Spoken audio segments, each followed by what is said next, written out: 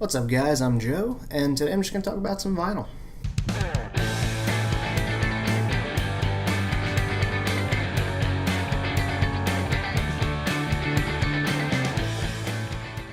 So I think I'll periodically do some more vinyl videos. I have 2 Iron Maiden specific vinyl videos up right now, documenting my quest to collect the whole new collection. I have the first 8 album collection over there. They released the collection from No Prayer for the Dying up until the Book of Souls. I've been slowly getting those. I'll do another one as I get maybe a couple more. But for now, I figured I'd go through my vinyl collection. No real rhyme or reason to this. I just grabbed a stack of stuff that I've gotten, throughout the year. Star Wars: Return of the Jedi soundtrack by the fantastic composer John Williams. He's composed the music to so many fantastic movies.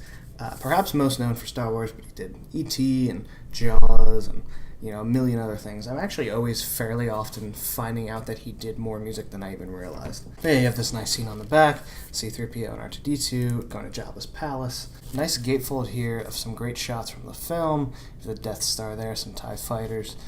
You have the cast up here. Came with this, fold-out thing with some more shots from the movie.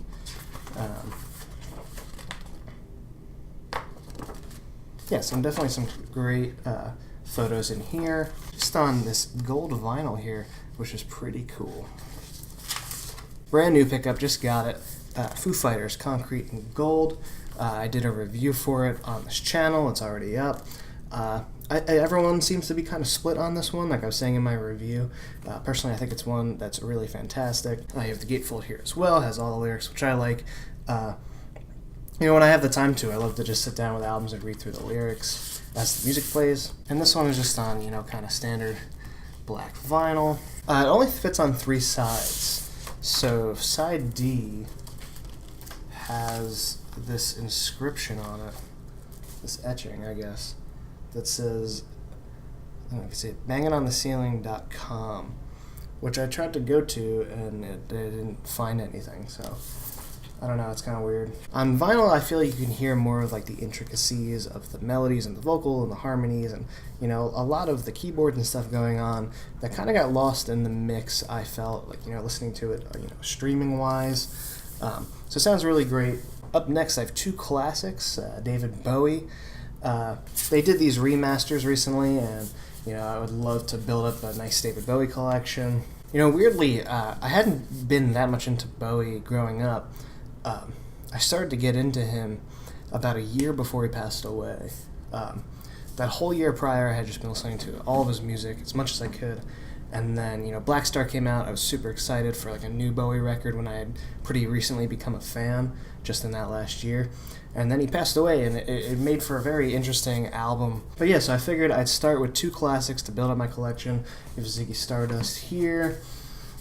Here's the back. Some classic songs on here. I mean, just a perfect album, like a 5 out of 5 easily. Suffragette City was probably my intro to Bowie. I think it was on Guitar Hero or something like that. But you got Moon Age Daydream, Ziggy Stardust. Same can be said about Hunky Dory. I mean, you have Changes, Queen Bitch is a great song. Life on Mars is just fantastic. Just a very powerful song. I feel like the verses are so catchy, and then it just explodes into this great chorus. Overall, one of my favorites. Another very recent one, I have Paramore, After Laughter here. An album that is one of my favorites for this year, absolutely. I still have not really stopped listening to it since it came out, so when the vinyl went up on their website, I figured I'd do the pre-order. I was at work when this was announced, so on my lunch break, I went to go pre-order it. I had missed out on that kind of blue or teal limited edition, but there was a limited pink one, so I went for that. And speaking of new 2017 records, Rise Against Wolves. Big fan of Rise Against. Did a review of the album as well. Just all around, I think it's a very solid release. Came on this blue vinyl here, which is pretty cool. You have, this artwork on the middle here. Overall, some really good stuff on here. I think Wolves is a fantastic track. Great opener. Welcome to the Breakdown, some very classic sounding punk for them. And the B-side has some fantastic songs. Parts Per Million, How Many Walls.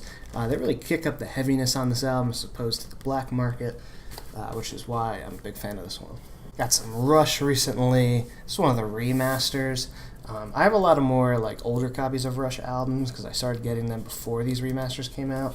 I think it's the first one I got. Yeah, that's the only one I got of the remasters. I figured it'd be a good one to try out. Moving Pictures, one of my favorite records by them. Just a classic. Again, another 5 out of 5 album easily. Not a bad song on here. And then this is an old copy of Power Windows, also by Rush. I found it for $8.99, so I figured I'd grab it. This was during their very heavy keyboard phase.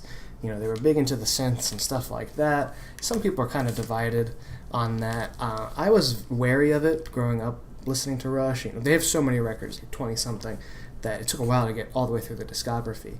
But by the time I was getting to the synthesizer stuff, I was a little But as I got older, I grew into it a lot more. I think just because the quality of these songs are really good. Very catchy, very melodic. And speaking of, you know, synth periods for a band, I have Judas Priest Turbo 30. This is the remaster of Turbo. This is an album that I was a little about for a while, but overall it grew on me. Very, you know, glam rock, glam metal sounding for Priest, which, you know, isn't usually the case for them. You know, the songs are catchy.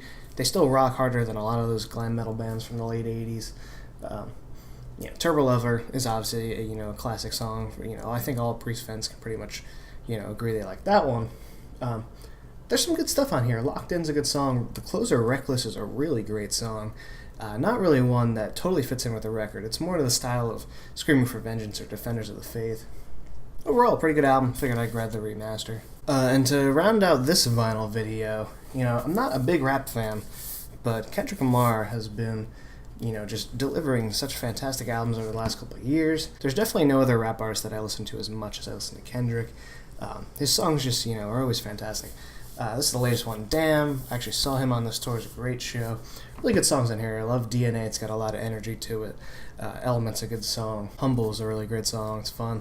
You have XXX or Triple X. It actually features U2 on it in like a pretty cool feature. And Feel, probably one of my favorites on here because it has that kind of, you know, classic acoustic kind of sound, but, you know, with him rapping over it, and it's really great.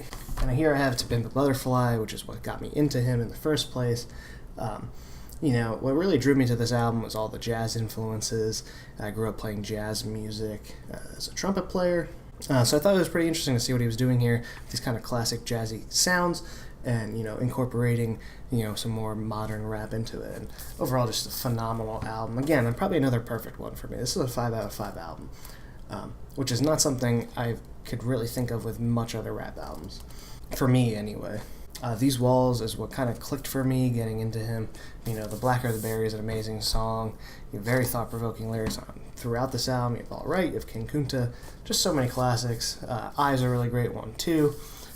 Using like a nice Isley Brothers sample. So yeah, that's the end of my first vinyl video that's not Iron Maiden specific. I have 2 of those up already. So look out for some more vinyl videos coming at some point. And thanks for watching. Don't forget to subscribe, and I'll see you guys next time.